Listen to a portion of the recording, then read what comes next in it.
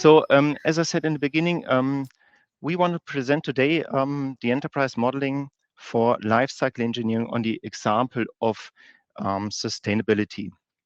So what we will present over the next couple of minutes is how we use systems engineering and model-based systems engineering in what we call industrial ecosystem. So typically, systems engineering and model-based systems engineering is applied very product-centric and with the purpose to detail the architecture and find technical solutions. In our presentation today, we tackle an approach to open up basically the view, the perspective, how we use that, and bring in what we call the industrial ecosystem. Let's jump right into the agenda. So first, I will do some introduction what this industrial ecosystem in our daily work looks like, what we define as an industrial ecosystem.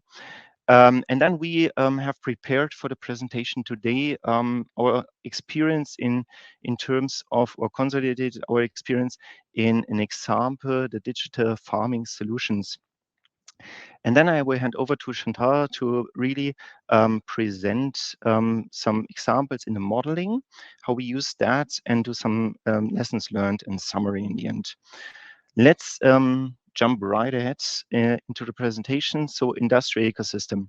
Um, so first, to understand where our daily operations in our team lies, if you just have a view on the glance of Siemens overall, we have some areas where we talk about on the left industrial business, and there we are focusing in our team on digital industries, as we call it, which is digitalization in industry, in manufacturing industry, to be specific. And there we have software perspective, factory automation, motion control, process automation, and our services in there. So that's the world we are operating in every day, and where we have discussions internally within our organization, but also with, of course, partners and customers out there. And all those digital industries are facing different megatrends. We just picked out one selection in there to have to broaden up the perspective here. So the megatrends you see here on the slides are talking about sustainability, dependency or dependent worlds, about digital transformation, and different aspects in industry and society, but also on the products, the smart systems included, and the increasing complexity. Um, all those trends basically define the ecosystem where an enterprise is developing, producing, and selling later on their products.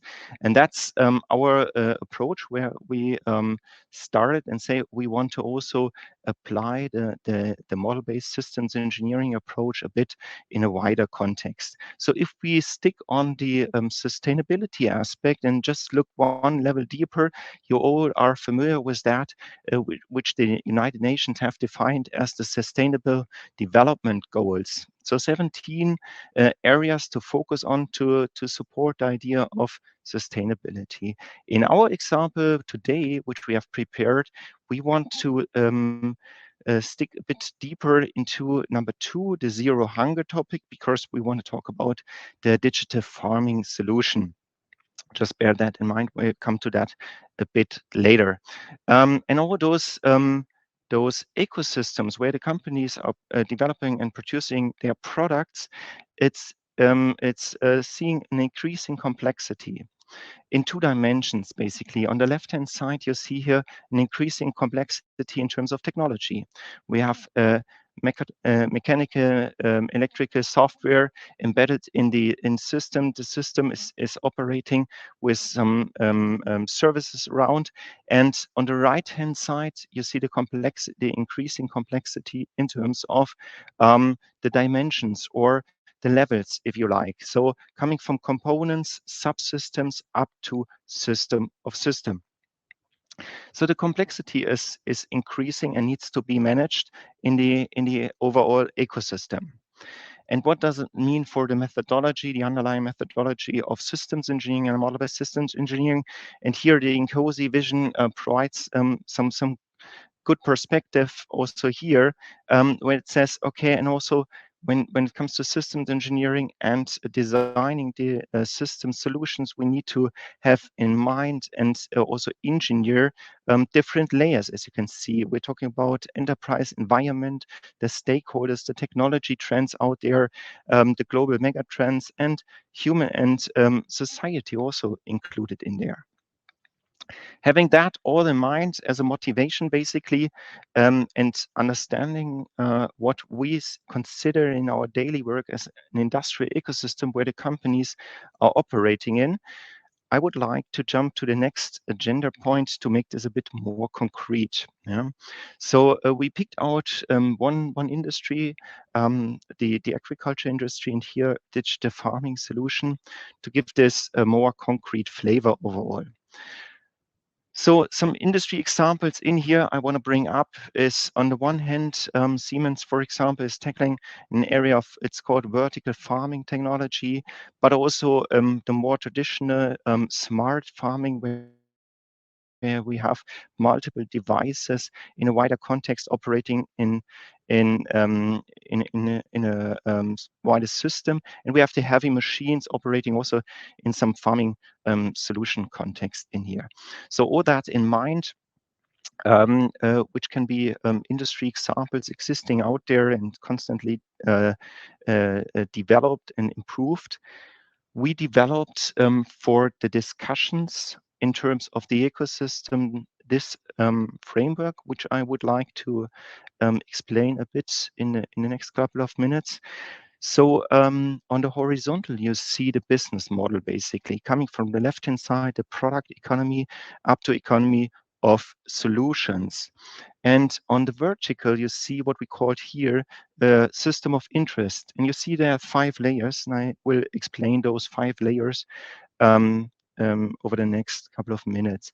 So starting basically in the center, level 5, the product system, because very often we as engineers are very familiar with the product perspective in this framework here.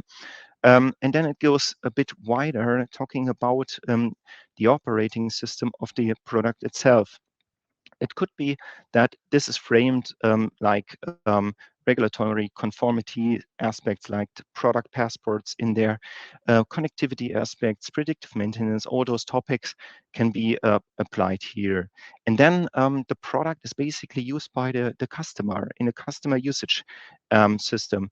We have illustrated here the farmland, the farm animals, the facilities here, maybe the factory in there. And then it goes into the industrial operating system. So this is talking about different industry branches. And the reason is very simple. Depending where you are operating in, different laws and regulations are applied. Yeah? And sometimes this is very crucial also for engineering decisions in the engineering process.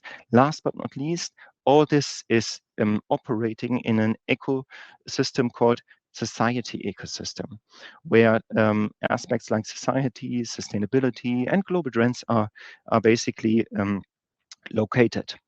And this is really a great framework which we leveraged a couple of times in different scenarios, just to pitch basically the discussions in terms of starting the modeling approach. And if you remember, in the beginning, I introduced the zero hunger goal for sustainability. And this basically is an example here where you can basically from top to down drill and do some kind of impact analysis here. And by this, really great discussions in terms of engineering decisions and clarifications can happen. Because in this example, for example, this ties to agriculture, consumer goods, where you have different regulations in there. And it goes down farmland, at the product passport in this example, down to the product itself. And This is a starting point, as I said, and then we typically transfer this in the first step in an easy model, where we also have the same elements in there, the dependencies starting and continuing the discussions in there. And as I said, in this example, you see here again framed the center here in this example, the agriculture machinery, which is basically the product on level 5, if you remember. So this was really the introduction of the digital farming solution as the example. And I will hand over to Chantal to explain a bit more on the modeling approach and how we continued. So then I will go on and explain how we approached the concept Michael just described using Capella, and especially using the operational analysis layer for this ecosystem analysis. Just to give you an impression on which environment we created, the models you will see right afterwards. We had not quite Capella itself, but the Siemens-based version of it, which is called System Modeling Workbench, because we wanted to leverage the Teamcenter integration with a fine-grained data model integration aspect, because we described the part of sustainability Michael referenced to with Teamcenter requirements and parameters that we wanted to map into our business engineering models. So this is the setup. If there are any questions about this, you can ask them afterwards. This is where Michael stopped to introduce the example. What we see here is our system of interest considering the ecosystem of the digital farming solutions, which we modeled using Capella. And I would like to show you how we started in this. It's just one of the OAB diagrams. You see we have on the left side the overall context, which is impacting our system of interest from the outside. So for farming aspects, you need information about the climate. Politics and subsides are something that are really important. Also the finance aspects of a country.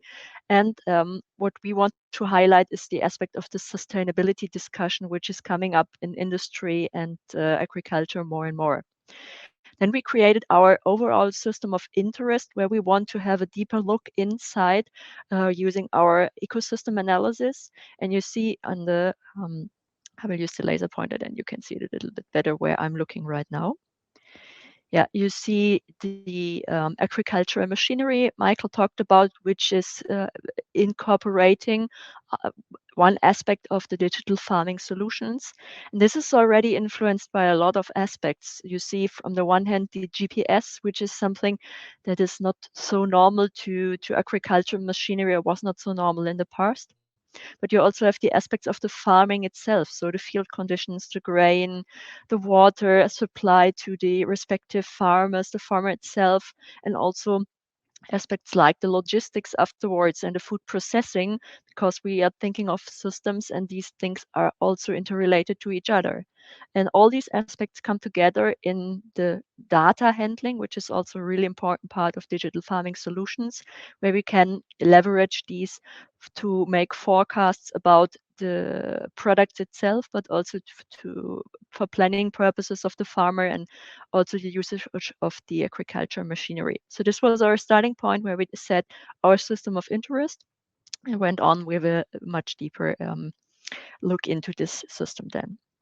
So when we talk about digital farming solutions, on the first hand, we have to understand what the later user will do in context of these farming aspects.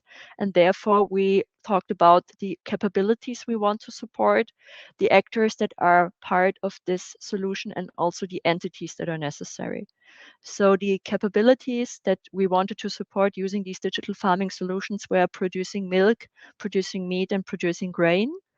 And part of these processes are always the farmer looking at the customer who will buy these at the end of the overall life cycle. On the other hand, We have the operational entities that are, on the one hand, our agricultural machine, which we want to equip with digital farming solutions, but also the fields itself or the stables or something else. And that's the thing we will see on the next model from Capella. Okay, not quite there is one aspect before.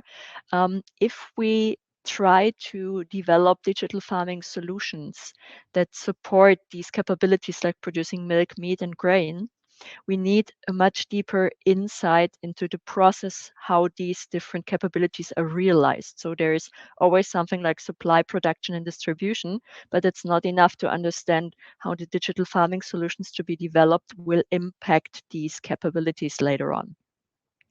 So what would we do? We created at the first hand a model to show how our digital farming solutions on the top are connected to the three operational capabilities like producing milk, meat, and grain.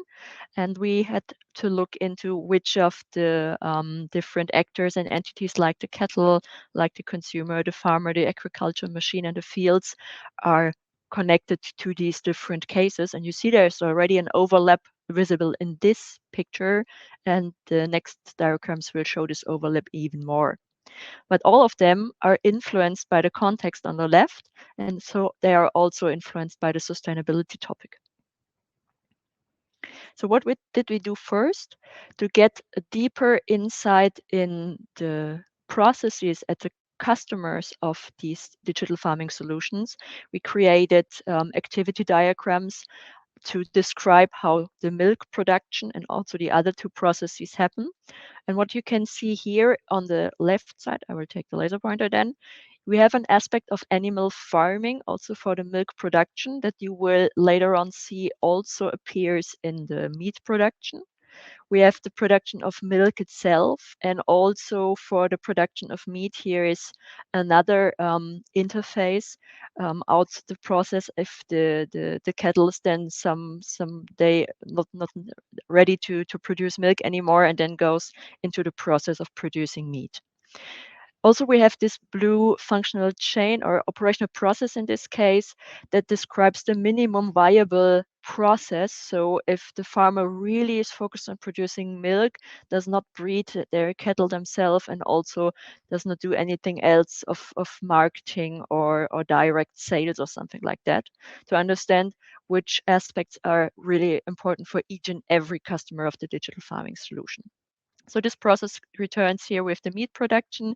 You can see on the left the animal farming activity returns here, and just the second one, production of meat, is then special to this business process. And the third diagram here is the grain production. And if you can read the screenshots here, you see that there's also a connection to the other two processes, because if a producer of milk or meat there's also grain, then they can use this grain for the feeding of their cattle, their animals. So there's also an interface from this process to the other two, if this is the use case of a special producer, special farmer. Now we want to tackle the aspect of how the sustainability is influencing these processes, which are described, let's say, as state of the art, maybe a little bit from the perspective of a time when some sustainability aspects were not so important.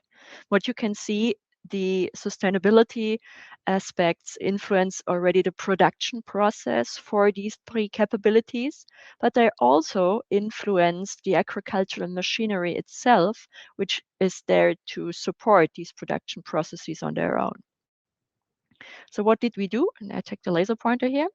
We started to create a requirement specification to collect all the important aspects of sustainability, which we want to either have a look at for the farming itself or for all our digital farming solutions. So we have some examples for the farmer itself on the lower left corner, something like reduced fertilizer usage, reduced pest control usage, or to reach a higher field preparation quality with less of the other two.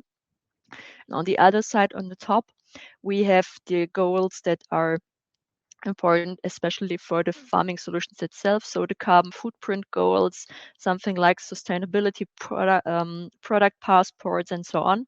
These are only some examples. The list was much longer, but you see the diagram is already really full. So to show you how we went through this environmental analysis, I think that's a good overview.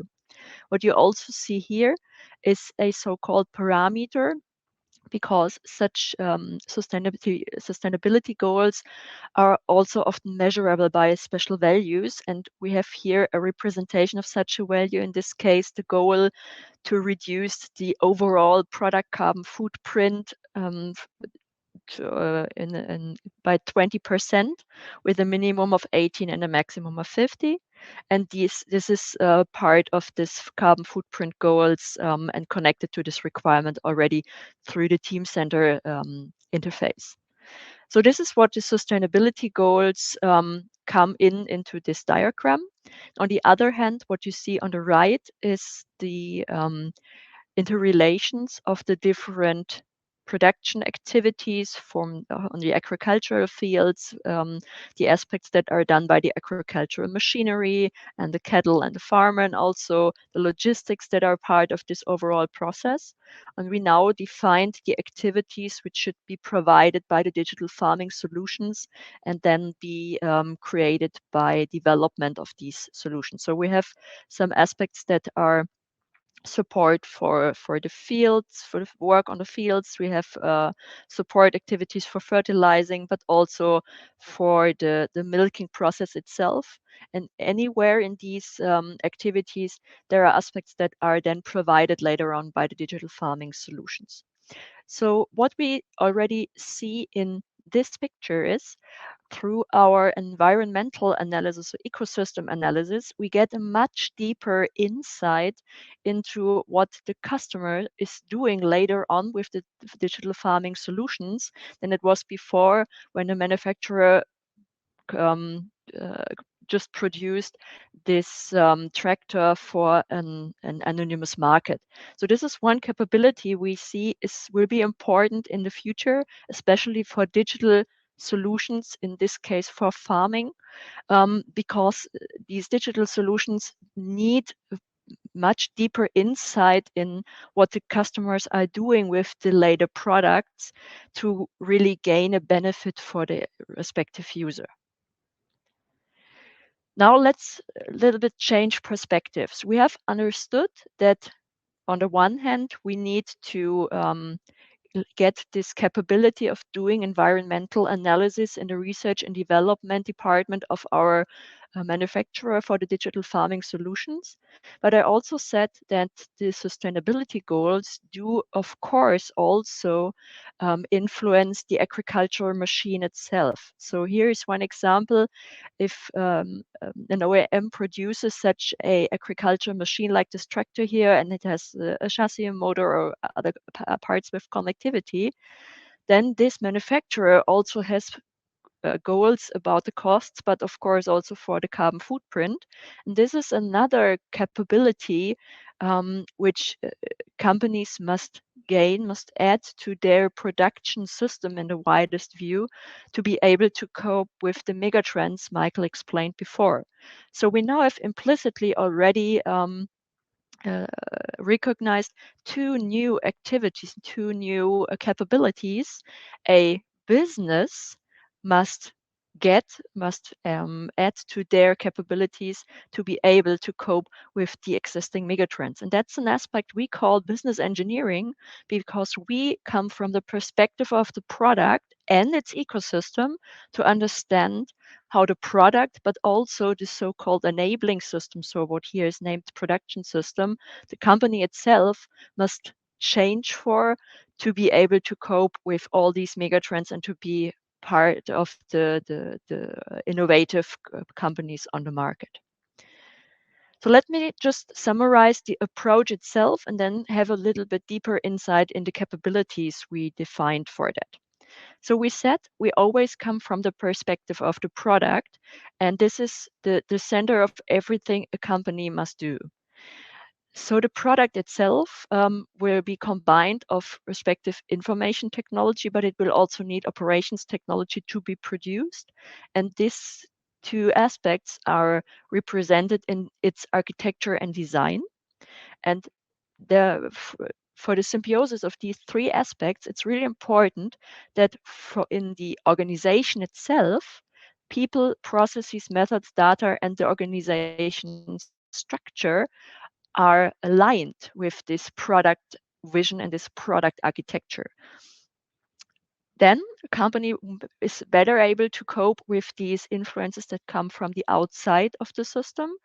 And one other aspect that's really important is that when you look at topics like, for example, the sustainability that's influencing the overall life cycle of our product and our system, then also the product must be forethought for all these life cycle phases to be more resilient with all the mega trends behind it. So what is the important aspect here? We have to, I just explained, we have to look at the life cycle of the product as well as its production to really understand how the product and the enabling system architecture has to look to best cope with the purpose that we want to implement in the product itself.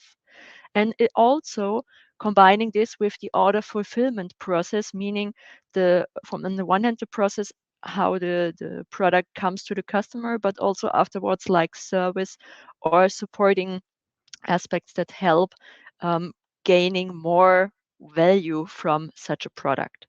And that also means that a company who wants to leverage this business engineering approach needs a good IT and OT capability architecture. IT means here information technology, and OT means here operations technology. And these have also been in symbiosis with this life cycle perspective to be able to support the process itself the best and to gain really good architectures for product service system and the enabling system. So we have on the second part here, the operations technology that's a little bit more important for the order fulfillment process itself, but not alone, because if you think about solutions like industrial internet of things that are then leveraged during the usage of a product, here the boundaries are blurring a little bit more. Okay. We just said that you need to create this IT and OT architecture, and these are in general combined of a set of capabilities that may be important for one company, or some capabilities are important for most of the companies. We just came here with one example from a set of capabilities round about 50 to 60 of these capabilities. And just the one example we put in here because it's important from our point of view for every company to cope with the megatrends Michael explained before is the systems engineering. So systems engineering then has also its sub-capabilities, aspects like system thinking, the system lifecycle management, and also the capabilities to do model-based engineering, including simulation. So let me summarize what we have explained before. We have started with the mega trends, and the important aspect of the mega trends is not only the trends itself, but that they are changing with a really high frequency in the last years. And that's why enterprises need to adapt much faster to be able to cope with the challenges that come with these mega trends. The second aspect was we have explained that we see a real big important in ecosystem modeling, and that used as a capability in the research and development department, but not exclusively. It's an aspect that will have impacts on on many parts of the organization of a company. And it's important to understand how the enterprise itself, but especially its products, work and interact in these ecosystems and to understand the interdependencies to be able to cope with changes which maybe were not maybe you could not foresee. And the last part is when we did engineering in the past, many of the variables you thought of when, or requirements you thought of when engineering a product were quite stable and did not change. But now when we look at the overall life cycle of a product, then you have to say this must be managed, and a lot of things that were stable before are now variables to think of. So these have to be already considered in engineering, and sustainability is a really good example for this, because it impacts the product and the enterprise in all phases, and it also gives information about its status from all phases of the life cycle. And that's all we had to say. If there are any questions, feel free No, to I'm ask sure. them now. Yeah, I'm sure you have more to say. Thanks for this presentation. We have one question. Feel free to add, even if, well, we are competing with lunch, but well, we have time. Okay, so first question. Do you currently apply this approach for project work? I would be worried about adding layers of complexity at OA in practical approach. All right. I can take this question, and Chantal can take over. So the answer is yes. We are applying this for project work, and yes, it's always a discussion if you are adding layers in a model to have the right balance in terms of what's the value and what is the effort to maintain this over the life cycle of a project or even a product. But yes, we are applying this in different manners and different levels of granularity. Yeah, to be honest, and there's also a shift in terms of modeling guidelines. If you remember the framework we introduced, it started with level 5. In product engineering, of course, this is very often the level where you start detailing, going down to 6, 7, 8, however. And there you are adding a lot of details. If you go up from level 5 to level 1, it needs to be a balance in terms of the information you capture in the model versus the effort to maintain this. And this needs to be in balance. Not to miss the crucial elements in your model if you model up to level 1, but also not to add too many details which you just need to maintain in your model and which is not adding value. But this is also like in typical engineering, it's a design decision in your model. And to be honest, this is part of what we perceive as experience of the engineers involved in there, which they get more and more experience over time. Maybe that's a quick answer to this one. Okay, thanks. And maybe a variation of this question. So, have you applied this approach for many farms already? And what was the response? This was a first start with one customer from the digital farming environment where we tried some aspects of this approach, but it was not more than one. Okay, thanks. Well, some people are considering you're focusing a lot of engineering design. How can Capella and SMW enhance the operation and downstream side of those things? Okay, I will take that one. Maybe you have heard also my talk from the last year from Capella Days when my colleague Susan Faust and I presented the first approach to so-called model-based production engineering. This model-based production engineering means we have also a bigger focus when we're creating our model. So we also including in the modeling aspects not only the product itself, but on the other hand also the manufacturing system to understand really at the beginning of the development process how both systems interact with each other and how both systems are interdependent. And this brings the development process already to a better stage than what was before with the silos, where just developed your product, and you put the information to the manufacturing team, and then they could look how to produce this. So I would say there is one of the aspects that can really help to make operations for manufacturing better.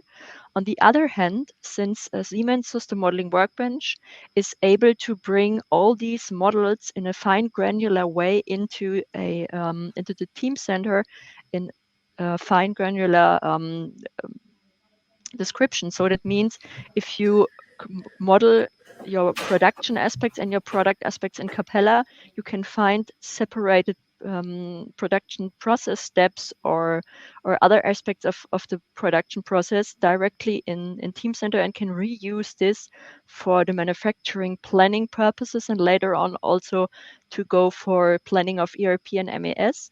You have a real good traceability through the overall development process, and I think that's the best answer to these questions. SMW is not directly enhancing operations, but through its traceability, it makes it much easier to understand the impacts from these different domains to each other. Okay, thanks. And it's the opportunity to me to remind everyone that past your presentations and also, let's say, Capella webinars are all available on the Capella YouTube channel, so you can have a look at last year's Chantal's presentation. Next one. Did you look at trade space analysis to help identify optimum solutions within the model? Did your model different variant solutions? In this example, we just did one model to show how such an impact analysis could look like, but it is really important to understand that if this approach goes in a broader usage, then absolutely it will be necessary to make such analysis and to have variants of the solutions before making a decision. Okay, can we handle the statistics, budget, average profit or losses as well using the model-based approach in lifecycle engineering, or limit to the systems and products? I'm not really sure if the question is if this is also part of the models. Then I would say no. But through this integration we used from System Modeling Workbench to Teamcenter, we can take the model data and put it into other tools like Teamcenter Costing, for example. Then you can make a link also to budget, for example, and understand how this is behaving during the different life cycle phases. Okay, thanks. Well, is Capella one of the MBSE tool within Siemens PLM Software Suite? Yes, it is. It has just another name then. So if you use Capella and you use System Modeling Workbench, then this is the same tool. But with System Modeling Workbench also comes an integration directly into Teamcenter. And normally, because this integration has to be maintained, System Modeling Workbench is from the version a little bit older than the latest release of Capella.